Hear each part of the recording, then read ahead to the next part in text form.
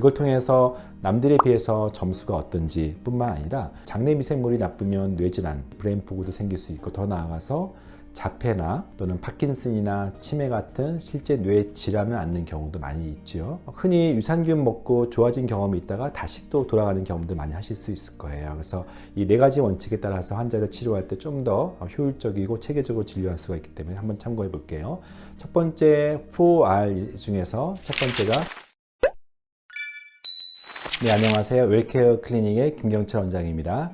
저희가 많은 강의를 통해서 이렇게 채우는 것에 대해서 말씀드렸어요. 부족한 호르몬을 보충하고 부족한 영양소를 보충하는 것들을 말했는데, 오늘 강의는 장내 유해균들을 제거한다, 이런 리무브 개념, 비움 개념에 대해서 계속 시리즈로 말씀드립니다. 아마 장내 미생물 치료와 장내 미생물, 특별히 마이크로바이옴이 무엇인지는 앞서 많은 영상들이 이야기를 했는데요. 특별히 오늘은 저희가 장내 미생물을 진단하는 도구인 NGS라고 하는 검사를 어떻게 활용하는지를 말씀드리겠습니다. 장내 미생물을 예전에는 대변에서 어떤 특정 의심되는, 예를 들면 살모넬라 같은 균을 이렇게 컬처, 배양해서 균을 정상 이상 있는지를 보는 그런 방식을 취했다면, 최근에는 PCR 방식으로 어떤 계통의 균이 우세한지 어떤 계통별로 했지만, 궁극적으로는 한 균주 단위를 보는, 전체 생태계를 보는 이런 NGS라고 하는 분석이 가장 확실하고 마이크로바이옴을 정확하게 진단하는 방법이라고 할 수가 있겠습니다. 네, 저희 병원에서 환자를 통해서 장이 안 좋으신 분들을 상담했을 때 궁극적인 검사, 이 NGS 검사를 통해서 대변에서 환자들의 대변을 저희한테 조금이라도 이렇게 보내주시면은, 그 회사로 보내면은 회사에서 유전체 분석을 합니다. 인간 유전체가 아니라 장내 미생물, 마이크로바이옴을 분석을 해서 다음과 같은 리포트를 만듭니다. 흔히 우리가 단순히 균이라고 하는 관점을 좋은 균, 나쁜 균 그렇게 보는 게 아니라, 여기 있는 이 네 가지 이 카테고리 나눈 것처럼 첫 번째는 말씀드렸던 나쁜 균과 좋은 균의 어떤 분포를 보는 것도 중요하지만, 좀 더 중요한 개념 중에 하나가 다양성 개념이에요. 우리 몸속에 있는 장내 미생물 환경은요, 굉장히 다양한 에코시스템, 환경으로 구성되어 있는데, 얼마나 좋은 균이 있는 것도 중요하지만 얼마나 많은 균들이 산재되어 있는지, 특정 유해균이 지배하지 않고 다양한 균들이 있는지, 이런 다이버시티 개념도 되게 중요합니다. 그래서 저희가 가지고 있는 리포트에서는 실제 유해균이 더 많고 또 다양성이 떨어져 있는 이 디스바이오시스라고 하는 이런 D타입도 구별되고요. 또 유해균은 많지는 않고 상대적으로 유익균이 많지만 다양성이 떨어지는, 좀 더 다양성을 좀 촉진시키는 방식의 관리가 필요한 균도 나누고요. 다양성은 괜찮은데 상대적으로 유해균이 많아서 나쁜 균을 제균하는 쪽으로 치료하는 것을 권장하는, 이처럼 같은 장내 미생물 증상이어도 변비 타입이든 설사 타입이든 또는 그것이 반복되는 과민성 대장증후군 타입 등 관계없이 실제 내 몸속에 어떤 균주가 어떤 방식으로 분포되어 있는지를 직접 분석하는 것들을 저희는 하고 있습니다.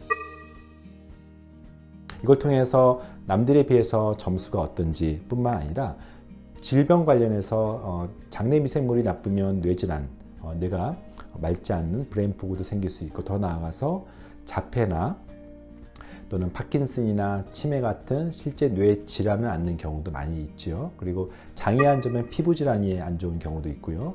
장이 안 좋으면 특별히 비만이 생기는 경우도 있고요. 또 장이 안 좋으면은 여러 가지 자가 면역이 악화되어서 피부 쪽뿐만 아니라 참 다양한 증상들이 자가 면역 시스템을 악화시키는 주된 요인도 될 수 있죠. 그래서 마이크로바이옴 연구가 그동안 굉장히 많이 되어 있었기 때문에 내 균의 분포를 통하여서 내가 갖고 있는 현재의 증상뿐만 아니라 앞으로 생길 수 있는 그런 포텐셜이 있는 질환군들을 분류함으로써 그 질환을 미리 예방한다, 즉 장내 환경을 개선시킨 다음에 예방한다는 그런 개념을 보시면 되겠습니다. 그래서 마이크로바이옴 검사가 한 1, 2주 만에 결과가 나오기 때문에 만성적으로 장이 안 좋으신 분들한테는 해볼 수 있는, 그리고 가장 많이 연구가 진행되고 있는 그런 대표적인 검사를 소개합니다. 저희가 마이크로바이옴 검사에 따라서 실제 유산균을 이런 분류에 따라서 좀 더 다양성을 증진시키는 그런 구성된 프로바이오틱스를 주거나 또는 어떤 타입에 따라서는 나쁜 균의 어떤 분포에 따라서 그것을 제거하는 치료를 먼저 하기도 하지만, 특정 균들의 어떤 부족함이 있을 때는 그것을 채우는 방식으로 맞춤형 유산균을 치료하는 것도 저희가 환자한테 강조하고 싶은 부분들입니다. 이렇게 마이크로바이옴은 대변을 통해서 또 추가적인 비용을 많이 발생시키는 부분이 있는데 저희 병은 흔히 하는 소변 유기산 검사라고 하는 소변 통해서 모인 신체 대사물들을 보는 그런 과정 속에서 또 이 장내 파트를 보는 파트가 있어서 쉽게 다른 검사와 함께 진행되기 때문에 이 부분도 저희가 진료실에서 많이 상담을 하고 또 설명을 드리고 또 대응도 합니다. 이 소변 유기산 검사에는 한 10개 정도의 바이오마커를 보는데 즉 내 인체가 장내 미생물 환경에 따라서 만들어지는 그런 인체 유래 대사물을 통해서 그런 장 상태를 보는 그런 검사를 할 수가 있겠는데요. 이 중에는 크게 일반적인 세균을 좀 더 강조하는 그런 파트가 있고요. 또 클로스트리디움이라고 하는 혐기성 균을 이제 주된 문제로 그쪽 대사 문제를 강조하기도 하고요. 특별히 곰팡이라고 하는 펑거스라고 하는 이런 곰팡이균이 좀 더 메인 문제인지를 볼 수 있습니다. 그래서 장내 미생물 검사를 여러 가지 방식 중에 소변 유기산 검사도 한 가지가 포함되어 있습니다. 저희가 치료를 할 때 장내 미생물 치료는 크게 4가지 원칙이 있습니다. 그것을 4R이라고 해서 환자들이 오시면 흔히 유산균 먹고 좋아진 경험이 있다가 다시 또 돌아가는 경험들 많이 하실 수 있을 거예요. 그래서 이 4가지 원칙에 따라서 환자를 치료할 때 좀 더 효율적이고 체계적으로 진료할 수가 있기 때문에 한번 참고해 볼게요. 첫 번째 4R 중에서 첫 번째가 리무브입니다. 앞서 제가 대사물 검사에서 일반적인 잡균들이 많은 경우 그래서 그것을 재균하는 것들이 굉장히 중요하죠. 그래서 노르믹스라 같은 대표적인 그런 엔티바이오틱스를 거기서 말하는 엔티바이오틱스는 장내 미생물을 제거하는 균주입니다. 환자한테 제가 이렇게 표현을 해요. 이 답보적인 전투, 어떤 지속되는 전투, 예를 들면 베트남전이나 지금 같은 우크라이나전 같은 어떤 한쪽이 우세하지 못하고 지속되는 전쟁이 계속됐을 때 계속되는 유산균을 집어넣어봤자 답보적인 상태에 있는 장에 있을 때는 제가 한 번 정도는 나쁜 균이든 좋은 균이든 한꺼번에 제거하는 싹쓸이라고 하는 표현을 쓰죠. 또는 폭탄을 투여해가지고 뭔가 전세를 역전시킨다는 그런 개념도 많이 쓰기도 해요. 이처럼 나쁜 균을 재균하는 것을 리무브라고 합니다. 리파시민이라고 하는 대표적인 노르믹스 약을 많이 쓰고 환자들이 이 약을 노르믹스를 썼을 때 장이 좋아지는 것을 거의 첫날부터 느끼는 경우도 많이 있어요. 변비가 개선된다든지. 그래서 한 번 정도 좀 이렇게 고착화된 유산균을 먹어도 크게 변하지 않는 그런 환경 속에서는 나쁜 균을 재균한다. 거기에는요. 어떤 경우는 클로스트리디움, 혐기성균이 좀 더 우세할 때는 메트로니다졸을 쓰기도 하고요. 특별히 요즘 많이 면역이 떨어졌을 때 문제가 되는 캔디다증, 즉 펑거스 같은 곰팡이균이 문제가 됐을 때는 역시 항진균제를 쓰는 것들이 적절한 대응이 나올 수 있어요. 실제 많은 환자들이 장내 미생물을 치료하는 과정 속에서 그 자체로 굉장히 많은 효용성을 느끼기 때문에 좋아짐을 느끼기 때문에 이런 프로그램들을 좋아하게 됩니다. 두 번째 R이요. 리페어라고 하는 부분들입니다. 장점막을 회복시킨다는 개념이죠. 이 뜻은요. 리키거 신드롬, 즉 새는 장 증후군이 있어서 장점막이 타이트하지 않은 상황에서 생기는 많은 그런 증상들이 있습니다. 가려움도 있을 수 있고 머리가 맑지 않은 브레인폭도 있을 수 있고 여러 가지 신체 증상들이 있을 때 결과적으로 장 내에만 치료하는 것이 아니라 장내의 독성들이 바깥으로 나가지 않게 이런 새는 장 증후군을 타이트하게 만들어주는 치료를 리페어라고 합니다.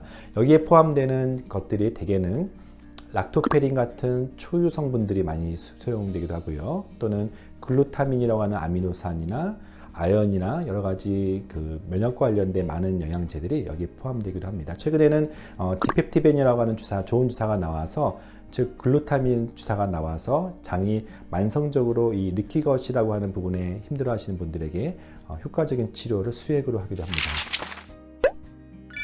세 번째 R이 리이노큘레이션, 좋은 균을 집어넣는데 앞서 저희가 NGS 검사, 마이크로바이옴 검사를 통하여서 맞춤 유산균을 쓰는 것이 훨씬 더 효율적이라고 할 수가 있겠고요. 중요한 부분이 네 번째 리밸런스라고 하는 부분입니다. 사실은 이렇게 저희가 나쁜 균을 재균하고 좋은 균을 집어넣어도 그때뿐인 경우가 많아요.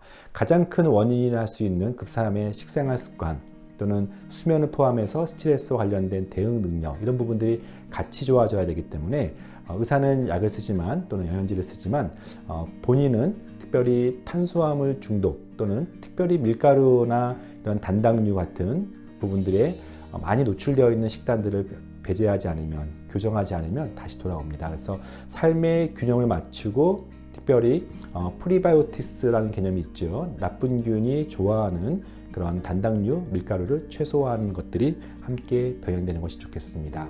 오늘 장내미생물에 대한 이야기는 특별히 마이크로바이옴이라고 하는 부분의 검사와 4R 치료에 대해서 말씀드렸습니다. 장이 좋아야 사실은 모든 것의 시작이라 할 수가 있겠고요. 장이 나쁘면 아무리 좋은 영양제를 먹어도 흡수가 안 되기 때문에 기능약 환자의 공통적인 증상이 바로 이 장이 안 좋은 건데요.